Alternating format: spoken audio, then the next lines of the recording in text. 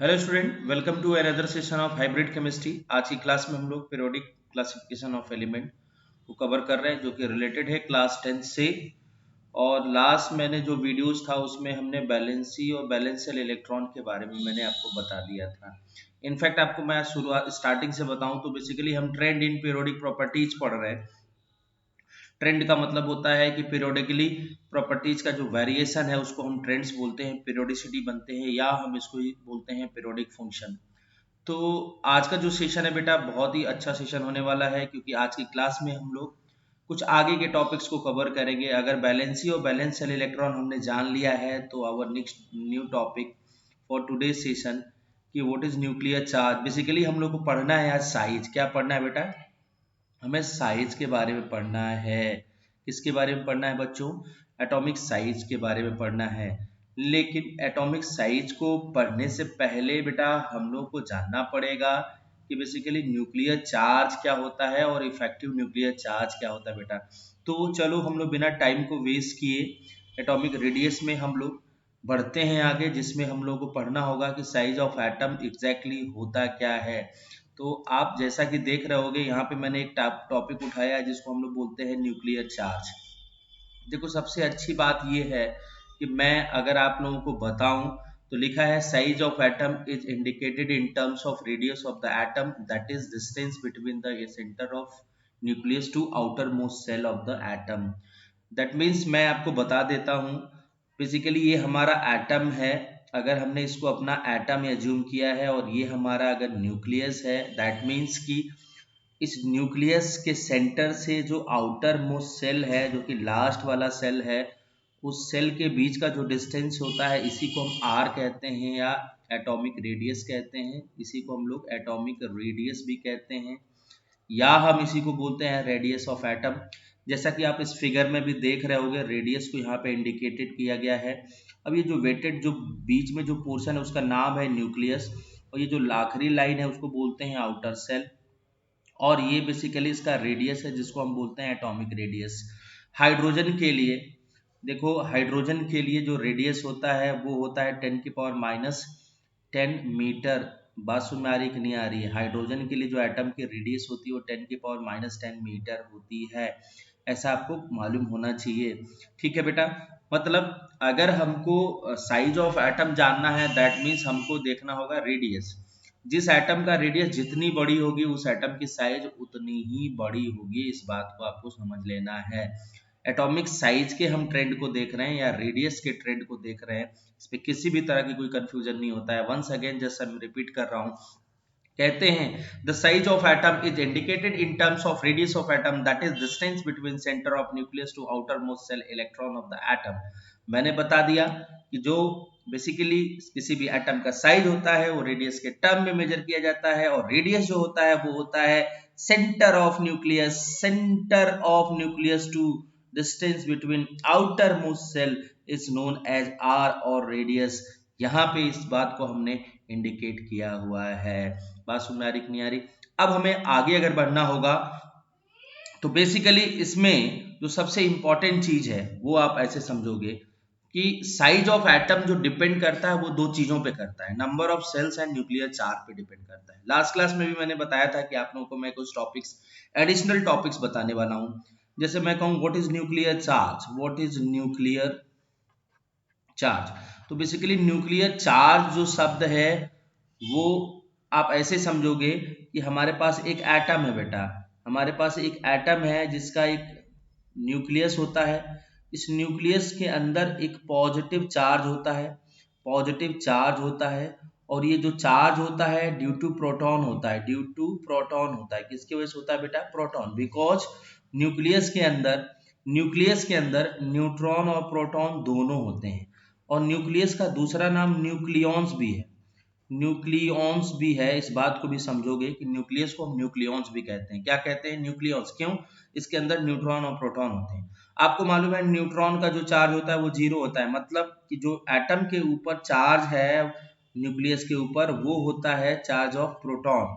इसीलिए इसको बोला गया है न्यूक्लियर चार्ज। जैसा कि आप देख भी सकते हो, बोलते हैं it is a positive charge on the nucleus, it is equal to number of protons present in the nucleus. समझ में आ रहा है कि नहीं आ रहा है? ये इक्वल होता है प्रोटॉन के किसके अंदर? न्यूक्लियस के अंदर। As the nuclear charge increase, atomic size decrease because electrons in outermost cells are attracted with the greater force, which brings outermost cell closer to the nucleus.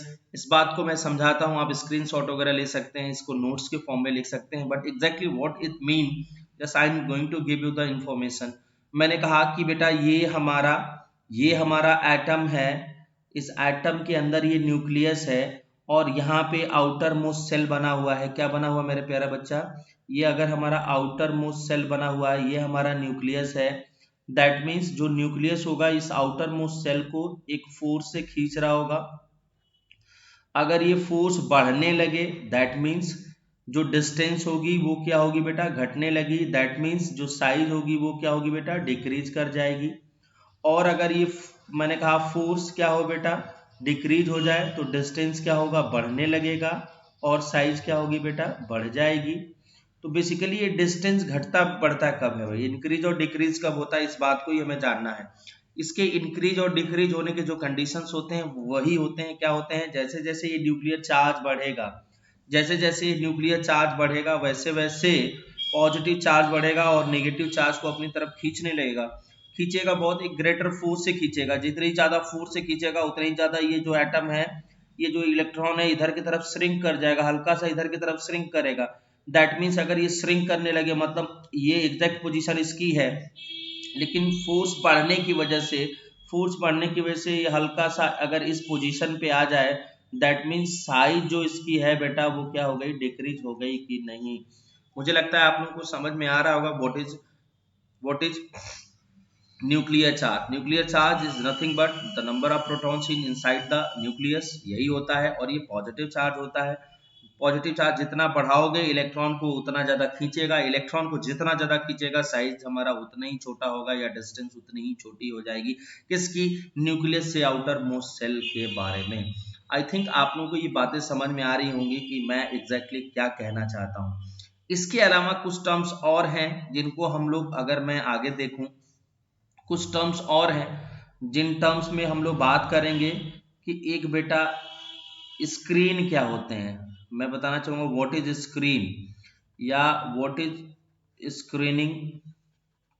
Screening effect. इस screening effect को हम एक नाम और देते हैं जिसको बोलते हैं शील्डिंग इफेक्ट। शील्ड का मतलब किसी के ऊपर कवच लगा देना, एक ढाल बनना। आप ऐसे समझोगे, ये हमारा एटम है, हमने कहा ये हमारा एटम है, ये इसका न्यूक्लियस है, ये आउटर मोस्ट सेल है। ये क्या है बेटा? आउटर मोस्ट सेल है। तो आप देखोगे कि इसके अंदर और भी सेल्स बनी होती हैं इस तरह से। ये पूरा घूमता हुआ इधर आएगा बट मैं इतना ही दिखा रहा हूं। अगर इन सेल्स में यहाँ पे कुछ इलेक्ट्रॉन्स बैठ जाएं तो आप देखोगे कि ये जो इलेक्ट्रॉन है जो यहाँ पे बैठा हुआ है बच्चों, इन इलेक्ट्रॉन के बीच में रिपल्सन बढ़ जाएगा। क्या बढ़ जाएगा बेटा? रिपल्सन बढ़ जाएगा। अगर इलेक्ट्रॉन के बीच में रिपल्सन बढ़ता है तो आप देखोगे कि न्यूक्लियस इसको अपनी तरफ खींच रहा था, लेकिन ये जो इलेक्ट्रॉन अंदर वाले हैं इसको लाइक चार्ज होने की वजह से क्या करेंगे? रिपेल करेंगे, मतलब बाहर की तरफ धक्का देंगे। तो आपने देखा क्या कि फोर्स में कमी आ गई। इसी को बोलते हैं क्या बेटा? स्क्रीनिंग इफेक्ट और शील्डिंग इफेक्ट। समझ में आ गया कि नहीं आ गया? भाई स्क्रीन कौन होते हैं? मगर मैं बात करूं स्क्रीन कौन है, तो स्क्रीन में याद रखोगे आप, सिंपली सी आप समझो, स्क्रीनिंग इलेक्ट्रॉन भी बोलते हैं, स्क्रीन या स्क्रीनिंग इलेक्ट्रॉन्स बोलते हैं। इनको बोलते हैं जो inner shells electron is act as क्या बेटा? स्क्रीन की तरह से एक्ट करते हैं, ये आपको याद होना चाहिए। और इन स्क्रीन की वजह से डिक्रीज होता है क्या? डिक्रीज इन क्या बेटा? फोर्स ऑफ अट्रैक्शन में जो कमी आती है, एंड दैट इज कॉल्ड क्या बेटा? Screening effect. That is called screening effect कहते हैं, या हम इसी को बोलते हैं शील्डिंग इफेक्ट भी बोलते हैं। आपको समझ में आ गया होगा। अब इस इफेक्ट को इस इफेक्ट को हम सिग्मा से रिप्रेजेंट करते हैं। किससे रिप्रेजेंट करते हैं बेटा? सिग्मा से रिप्रेजेंट करते हैं। क्लियर हो गया कि नहीं हो गया? मतलब मैं आपको पीछे दिखा दूं, आपने देखा क्या, न्यूक्लियर चार्ज हमने पढ़ लिया, उसके बाद हमने स्क्रीन पढ़ लिया। स्क्रीन कौन होते हैं बेटा? जो इलेक्ट्रॉन्स होते हैं। कौन इलेक्ट्रॉन्स? जो इनर सेल्स में इलेक्ट्रॉन होते हैं। देखो ये सेल बना है, ये आउटर मोस्ट है, यहाँ पे एक इलेक्ट्रॉन है, न्यूक्लियस इसको अपनी तरफ खींच रहा होगा, लेकिन अगर यहाँ पे इलेक्ट्रॉन्स ऐसे बैठ जाएं तो ये इलेक्ट्रॉन इसको रिपेल करेंगे, जिसकी वजह से जो न्यूक्लियस का फोर्स है इस आखिरी इलेक्ट्रॉन पे वो कम हो जाएगा। और इस फोर्स के कम होने की वजह से आप क्या देखोगे बेटा कि इलेक्ट्रॉन के होल्ड कम हो जाएगा न्यूक्लियस का, और साइज हमारी क्या हो जाएगी? बढ़ जाएगी। इतनी बात आप लोगों को समझ में आ गई होगी मेरे प्यारे बच्चों। आगे हम लोग बढ़ते हैं। आगे बढ़ने में हम लोग को देखना है नंबर ऑफ सेल्स। जितना ज़्यादा बड़ा होगा नंबर ऑफ सेल्स, या नंबर ऑफ सेल्स नंबरों में अगर बढ़ता है तो जो एटम की साइज होती है वो बढ़ जाती है। देख लो, as the number of cells increase the distance of outer most cell from the nucleus also increases. That means आपको बहुत अच्छे से क्लियर हो गया बेटा कि जैसे जैसे सेल्स को हम बढ़ाते हैं, आप देख सकते हो कुछ एग्जाम्पल्स में, जैसे इसमें सेल्स जैसे जैसे जैसे जैसे बढ़ रहे हैं, साइज क्या हो रही है बेटा जी? बढ़ेंगी। लेकिन यहाँ पे आप ध्यान रखोगे कि इन केसेस में दो सेल यहाँ पे, दो सेल यहाँ पे, दो सेल यहाँ पे, दो सेल यहाँ पे, दो सेल यहाँ पे, तो सेल्स यहाँ घट बढ़ नहीं रहा है। आप देख रहे हो सेल्स बिल्कुल रिमेन कांस्टेंट है। ऐसा क्यों है इस बात को भी मैं समझाऊंगा। तो आपको दो बातें याद रखनी है, एक तो जो न्यूक्लियर चार्ज होता है, दूसरा क्या होता है बेटा? Number of shells. यही दोनों फैक्टर्स हैं जो कि एटॉमिक साइज को क्या करते हैं बेटा? वेरी कराते हैं। एटॉमिक रेडियस होता क्या है? Distance from centre of nucleus to outer most electron is called centre of क्या बेटा? Atoms of the radius of the atom. अब हम बात करते हैं कि जो ट्रेंड है एटॉमिक साइज का वो कैसे वेरी करता है। आप देख लो, वेरिएशन दो तरह से हो सकता है, across the period and across the group. मतलब पीरियड के अलोंग भी हम देख सकते हैं इनका वेरिएशन, और ग्रुप के अलोंग। तो बोला गया है the atomic radii gradually decrease as one move from left to right in given period. किसी पीरियड में अगर लेफ्ट से राइट पे हम जाते हैं तो जो साइज होती है वो डिक्रीज होने लगती है। डिक्रीज होने का एकमात्र वजह यह है कि जो इसका न्यूक्लियर चार्ज जेड होता है वो इंक्रीज होता है। न्यूक्लियर चार्ज जैसे जैसे बढ़ेगा फोर्स हमारा बढ़ेगा, फोर्स बढ़ेगा तो डिस्टेंस घटेगी, डिस्टेंस घटेगी तो साइज क्या होगा बेटा? डिक्रीज कर जाएगा। मैंने अभी पीछे ही बताया है। अब ऐसा क्या होता है भाई, देखो जैसे हम लेफ्ट टू राइट जा रहे हैं, देखो group number 1, group number 2 and 13, 14, 15, 16, 17, lithium, beryllium, boron, carbon, nitrogen, oxygen, fluorine, इस तरह से देखोगे धीरे धीरे नंबर ऑफ एटॉमिक नंबर देखोगे तो 3, 4, 5, 6, 7, 8, 9 तक जा रहा है। अगर हम इनका इलेक्ट्रॉनिक कन्फिगुरेशन लिखे तो 2, 1, 2, 2, 2, 3, 2, 4, 2, 5, 2, 6, 2, 7 हो रहा है। अगर हम इन इलेक्ट्रॉन्स को अरेंज करना शुरू करें तो एक सेल यहाँ पे दिख रहा है, एक सेल यहाँ पे, दो यहाँ पे, एक सेल, एक यहाँ पे दो, यहाँ पे एक, यहाँ पे एक, दो यहाँ पे एक, यहाँ पे दो, यहाँ पे एक, यहाँ पे दो, यहाँ पे एक, यहाँ पे दो, यहाँ पे एक, यहाँ पे दो। मतलब देखा कि जितने भी एलिमेंट्स हैं उनमें मैक्सिमम दो ही सेल हो रहे हैं। और आउटर दोनों में अगर आउटर सेल्स की मैं बात करूं तो आउटर सेल्स ये हैं। आउटर सेल्स आपको दिख रहा होगा बेटा, आउटर सेल्स ये हैं, आउटर सेल्स ये हैं, और आउटर मोस्ट में इलेक्ट्रॉन्स की संख्या भी आप देख रहे होगे। लेकिन बात ये है कि दोस्त कि जो सेल्स हैं वो तो कांस्टेंट हैं। सेल क्या है बेटा? कांस्टेंट है। नंबरों में सेल क्या है? कांस्टेंट है। बट जेड बढ़ रहा होता है। जेड बढ़ने की वजह से, न्यूक्लियर चार्ज बढ़ने की वजह से जो एटम्स हैं वो हल्का सा श्रिंक कर जाते हैं, और उनकी साइज धीरे धीरे क्या होती है बेटा जी? डिक्रीज कर जाती है। तो आप याद रखोगे कि किसी पीरियड में लेफ्ट टू राइट जाने पे जो जेड होता है वो बढ़ता है, न्यूक्लियर चार्ज बढ़ता है। न्यूक्लियर चार्ज बढ़ने से डिस्टेंस घटेगा। डिस्टेंस क्यों घटता है? क्योंकि फोर्स बढ़ जाते हैं, और साइज हमारी क्या होती है बेटा? डिक्रीज कर जाती है। बोलो। तो आप देख सकते हो, when an octet form in the valence shell of the noble gas, the arrangement of the electron in the outermost shell become structurally stable.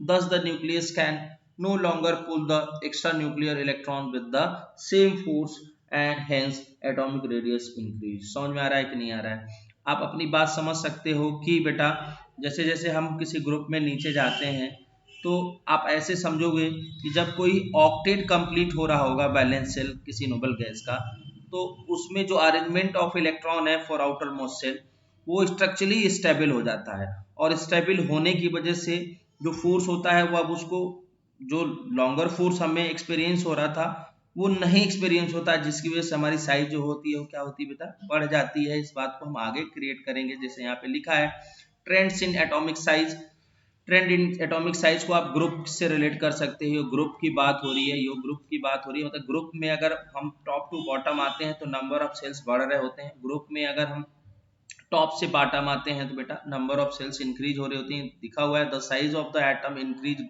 Progressively as one move down the group from top to bottom. इसका वजह क्या होता है? वजह होता है क्योंकि sales increase हो रही थे within the change in period the new elements in the group add an extra shell of electron. आप देख सकते हैं जैसे जैसे हम अगर कहीं पे नीचे आ रहेंगे किसी ग्रुप में तो आप देखोगे कि जो नंबर ऑफ सेल्स हो रहे होंगे वो इंक्रीज हो रहे होंगे।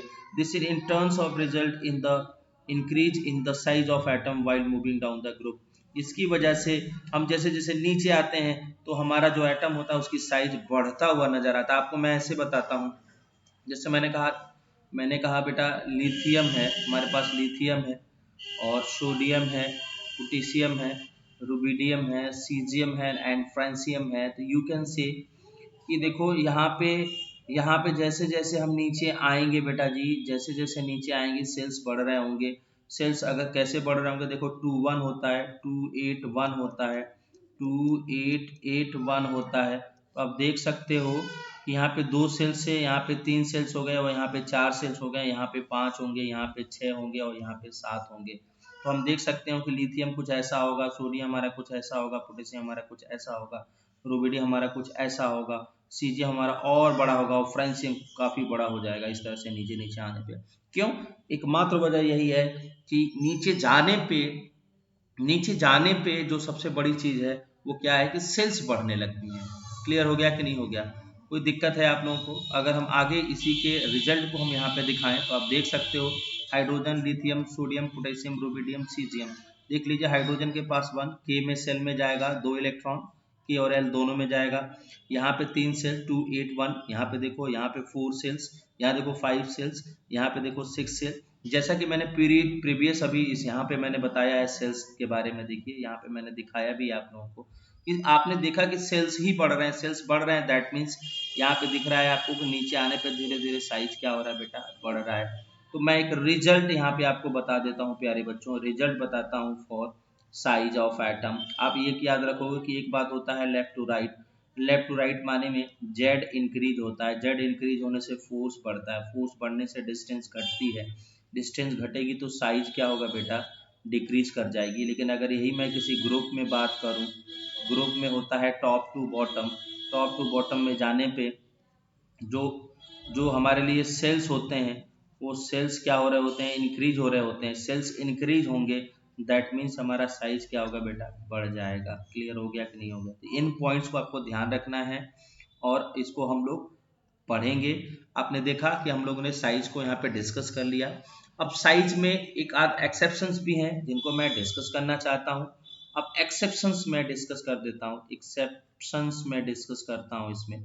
जैसे अगर पीरियड नंबर 2 और पीरियड नंबर 3 की बात करें तो पीरियड नंबर 2 में हमारे पास लिथियम होता है, बेरिलियम होता है, बोरॉन होता है, कार्बन होता है, नाइट्रोजन होता है, ऑक्सीजन होता है, फ्लोरीन होता है, नियॉन होता है। मैं इनमें बता दूं कि बेसिकली धीरे धीरे जाने पे साइज घटती है घटती है घटती है और सडनली बढ़ जाता है। मतलब नियॉन की जो साइज होती है इस ग्रुप में सबसे बड़ी होती है, मैं आपको ये भी बता देता हूँ। तो अगर कहीं पे हमें करेक्ट ऑर्डर लिखना होगा तो मैं आपको यहाँ पे लिख कर दिखा रहा हूँ। सबसे बड़े साइज का neon, then lithium, then beryllium, then boron, then carbon, then nitrogen, then oxygen, then fluorine होगा और नियॉन सबसे बड़े साइज का हो जाएगा बेटा। तो आप ये भी कह सकते हो कि on moving left to right generally size decrease, but अगर हम हीलियम नियॉन की बात करूं, नियॉन आर्गन की बात करूं तो इनकी साइजेस बड़ी हो जाती हैं। तो बहुत बार पूछा जाता है कि नियॉन की साइज इतनी बड़ी क्यों हो गई? उसका वजह है कि नियॉन जो भी हैं, जो भी नोबल गैसेस हैं, जो भी नोबल गैसेस हैं उनके अंदर एक फोर्स होता है जिसको बोलते हैं वॉन्डर वॉल फोर्स। कौन सा फोर्स होता है? Van der Waals force. और ये जो वॉन्डर वॉल फोर्स होता है ये बहुत ही वीक होता है। आपको मालूम है अगर किसी को हम वीक फोर्स से खींच रहे हैं, अपने तरफ खींच रहे हैं तो डिस्टेंस बहुत कम नहीं होगा, डिस्टेंस कम नहीं होगा तो साइज बहुत बढ़ जाएगी। आप सिर्फ याद रखोगे कि जो नोबल गैसेस हैं इनकी साइज बड़ी क्यों होती है, उसका वजह है कि उनके बीच में वंडरवॉल फोर्स लगता है जो कि एक वीक फोर्स है। इसके वीक होने की वजह से जो साइज होता है वो रिलेटिवली घटता नहीं है और हमको साइज फाइनली बढ़ता हुआ नजर आता है। क्लियर हो गया कि नहीं हो गया? इसी तरीके से अगर हम पीरियड नंबर 3 में बात करें तो पीरियड नंबर 3 में आप देख सकते हो कि पीरियड नंबर 3 में मैं नेक्स्ट पेज पे आ जाता हूँ। पीरियड नंबर अगर 3 की मैं बात करूँ, ये टॉपिक हमको आगे पढ़ना होगा। पीरियड नंबर 3 में आप देख सकते हो कि हमारे पास क्या क्या होता है बेटा। हमारे पास होता है sodium, magnesium, aluminium, silicon, phosphorus, sulphur, chlorine, argon. समझ में आ रहा है? अब देखो यहाँ तक साइज डिक्रीज होगी, साइज क्या होगी भी डिक्रीज होगी, लेकिन आर्गन फिर से एक नोबल गैस है, नोबल गैस है, दैट मीन्स इसकी साइज बढ़ जाएगी। तो अगर हम इसके एग्जैक्ट साइज की बात करें तो सबसे बड़ा आर्गन, फिर सोडियम, फिर मैग्नीशियम, फिर एल्यूमिनियम, फिर सिलिकॉन, फिर फॉस्फोरस, फिर सल्फर, फिर क्लोरीन। और ये आर्गन का साइज इतना बड़ा क्यों हो गया?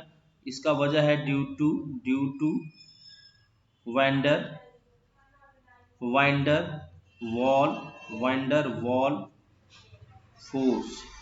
समझ में आ रहा है? वंडरवॉल फोर्स, वंडरवॉल फोर्स क्या होता है? एक वीक फोर्स होता है, वीक फोर्स है, दैट मीन्स जो डिस्टेंस होगी वो क्या होगी बेटा, घटेगी नहीं, रेयरली डिक्रीज नहीं होगी और साइज हमारा क्या होगा, बढ़ जाएगा। आई होप आप लोगों को ये वीडियो समझ में आया होगा। अगर समझ में आता है तो बेटा इसको लाइक शेयर एंड सब्सक्राइब करो। एंड हम लोग का जो नेक्स्ट टॉपिक होगा उसमें हम मेटालिक कैरेक्टर को डिस्कस करेंगे, metallic and non metallic character को डिस्कस करेंगे। जस्ट एक दो पॉइंट और बचे हैं, दैट मीन्स ये चैप्टर फिनिश हो रहा है और इसके बाद का जो चैप्टर होगा वो मैं कार्बन एंड इस कंपाउंड को पढ़ाऊंगा। ठीक है, चलिए आज के लिए सेशन यहीं पे कंप्लीट करते हैं। थैंक यू बेटा, thanks a lot for this session, है ना। चलिए ओके, बाय बाय।